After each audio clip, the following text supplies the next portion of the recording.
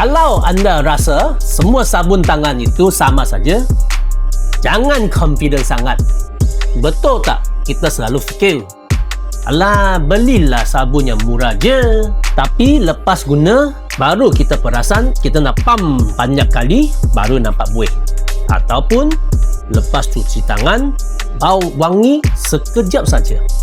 Dan yang penting sekali, ada sabun murah itu lepas cuci tangan, tangan kau akan rasa kering. Murah, tapi tak best loh.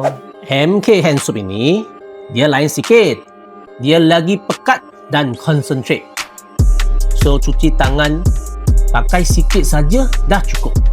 Lebih jimat, lebih berbaloi. Satu lagi yang saya suka, bau dia tahan lama. Yang penting sekali, lepas cuci tangan, kulit tangan kita tak rasa kering dan tegang. Jadi, lain kali tuan-tuan dan puan-puan, sebelum beli sabun tangan yang murah itu, ingat 3 benda ini: pekat dan jimat, bau wangi yang tahan lama, tak kering pada kulit.